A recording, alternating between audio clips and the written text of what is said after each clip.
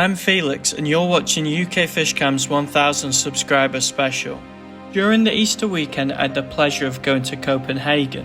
One of the main reasons for visiting was so then I could go to Den Blauw Planet. This is Northern Europe's largest aquarium with over 7 million litres of water. At the end of this video I'll give both my rating and information of how to enter the giveaway. First up is the native fish. Remember there'll be timestamps in the video if you want to skip to different sections. Since Denmark shares a similar climate and location to the UK, they share many of the same aquatic life forms. You may recognise some examples here like perch, minnows, eels and carp. Apart from the beautiful scapes on these tanks, the interesting thing was the eel conservation research. All the eels in this tank were being monitored as the species is critically endangered. The aquarium works with marine biologists to help learn more about eels' behaviours in order to help them. Not only this, but they help nurture elvers into adult eels. Despite many fish being similar, one that we rarely get is the zander. These large predatory fish have teeth like a pike and stripes and a spine like a perch.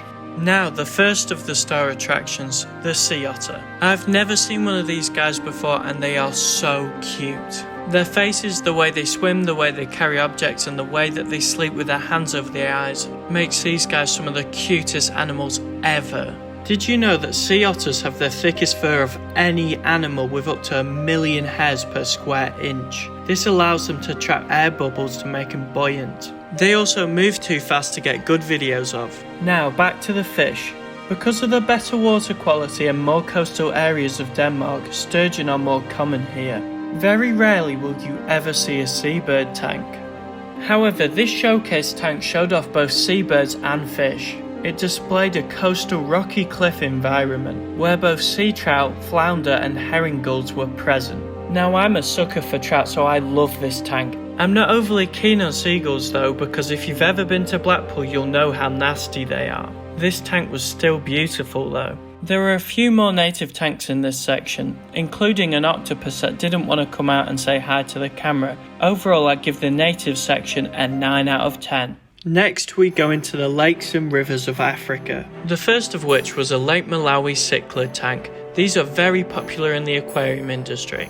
However, there was a fish in the next tank which I'd never seen before. This fish is a tigerfish. These guys are essentially the piranhas of Africa, and the Goliath tigerfish can grow to be massive, approaching 5 feet long. Just look at those teeth. There were many other cool fish in these tanks, including a lot of cichlids and a catfish. Two of the best of them were super camera shy, including the fly river turtle and the bichir. Another beautiful tank that uses the above space well.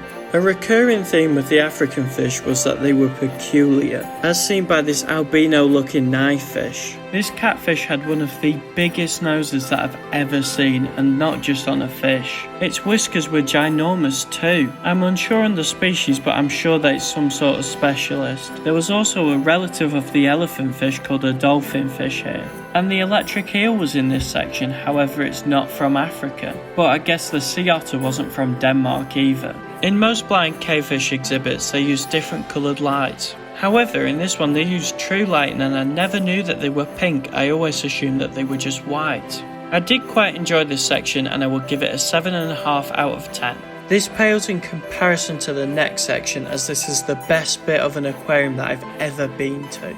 South America is known for its massive variety of wildlife and this did not disappoint. This forest with flooded sections was amazing. Here's a video of me saying how the best case scenario could happen. Will they have an arapaima? Probably no. Lo and behold, what's that in the water when I turn the corner? It's the arapaima, the king of all fish. The arapaima is possibly my favourite fish in the entire world. These guys are some of the biggest freshwater fishes, if not the biggest. They often reach lengths of over 2 meters long and occasionally reach over 2.5 meters long. In the native tongue, these guys are called paraku, which means red fish. These fish are so powerful that they can jump out of the water and catch monkeys and other small prey. One of them even knocked Jeremy Wade out. Now that's a feat. Because of their massive size and bony plates, these guys are specialised to breathe air as well. They come up to the surface and take big gulps as seen in this video here. A few individuals of this species have been reported to grow up to 15 feet long. That's around 5 meters. They are a truly awe-inspiring fish and have the most beautiful red tails. I stood watching the arapaima at the top of the tank for easily 30 minutes. Waiting for these gigantic fish to come up to the surface for a gulp of air was exhilarating. This tank in itself was better than almost every aquarium I've ever been to, and I would love to be able to come back to Copenhagen just to watch this tank. And we've not even been under the surface yet. And when we got under the water, the experience was even better. These fish were so interactive and would stare at you for ages. Their inquisitiveness reminded me of a dog, or more accurately, a pufferfish. Not many fish are interactive like this, so seeing these massive fish interact with you was amazing. I even took a couple pictures with them. The other fish in this tank were absolute monsters. The red-tailed catfish in this tank were easily 3 or 4 times bigger than the biggest one I've seen previously. It was almost as thick as the arapaimas themselves. The Piraiba catfish and the pacu weren't small either. This tank just left me gobsmacked.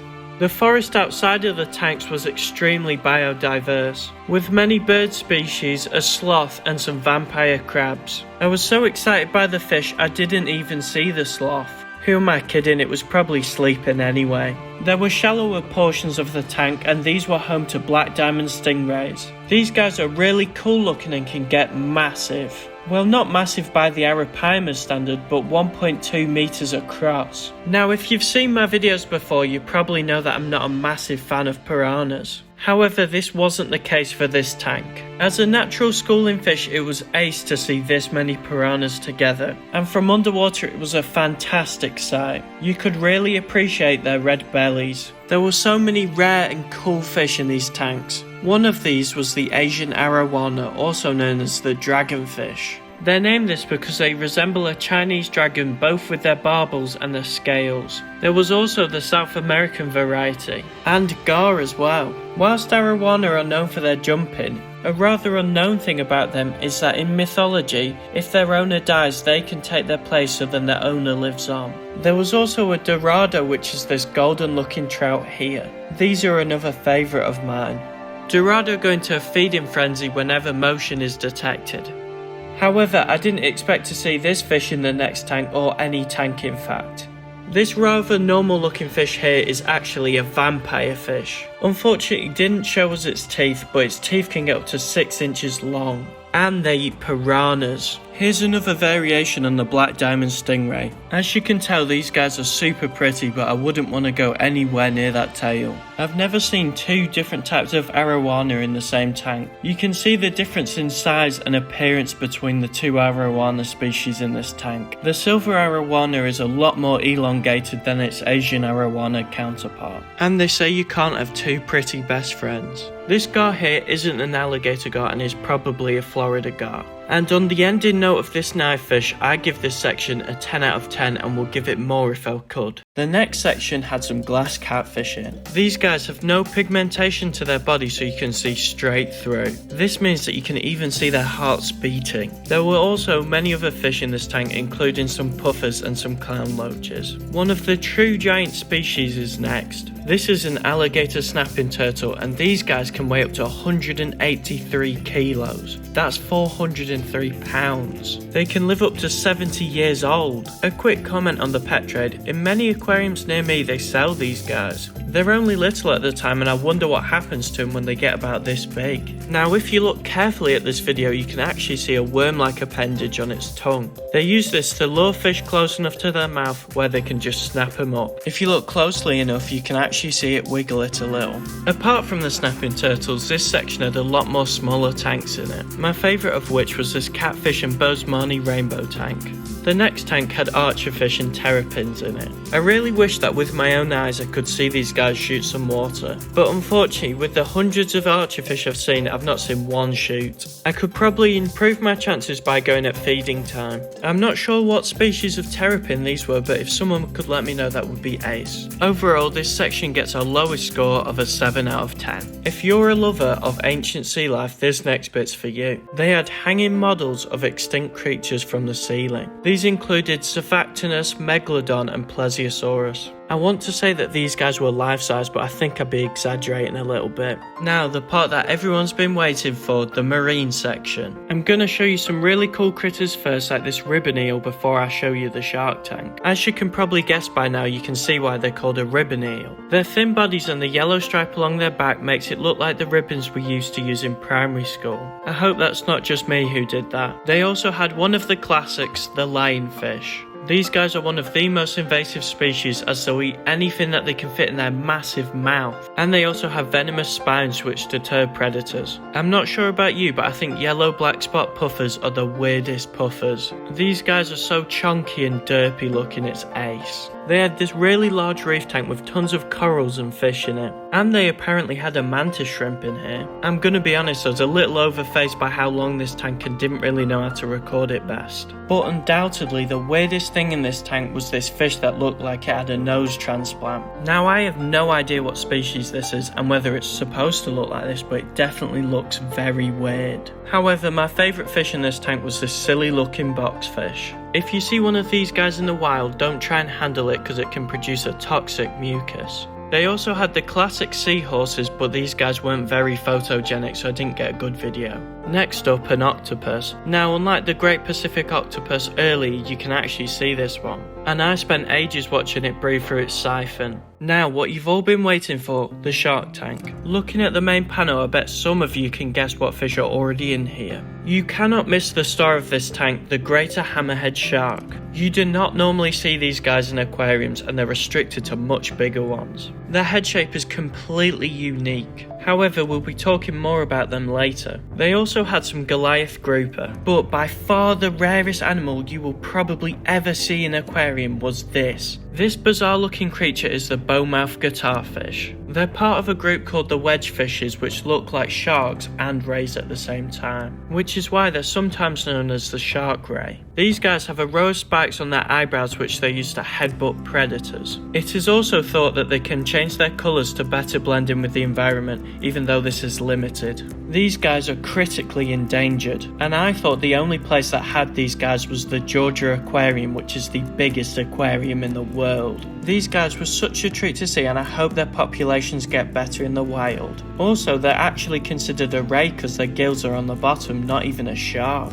Now, what is the purpose of the hammerhead's head? To further understand this, you have to know that hammerhead's favourite food is stingrays. Not only can this hammer shape be used to better pin stingrays into the ground, but it's also used for locating them. All sharks have an organ in their nose which helps them detect electromagnetic impulses. So hammerhead sharks took this from 0 to 100 by making their nose as big as it possibly can get. This helps them find their favourite food. But did you know that there's actually a species of hammerhead that's a vegetarian? A smaller species of hammerhead called the Tiburon hammerhead shark actually eats 90% plant matter. These guys mainly eat seagrasses and occasionally have a cheat meal of some crustaceans. That's a truly bizarre animal, and I wonder how it evolved. Rather than telling you about all the other fish in this tank, I'm going to let you spot them in this really long clip. See if you can spot the stingrays, the zebra sharks and the Caribbean reef sharks. I hope you enjoy this, and I'll be back with you in a couple of minutes.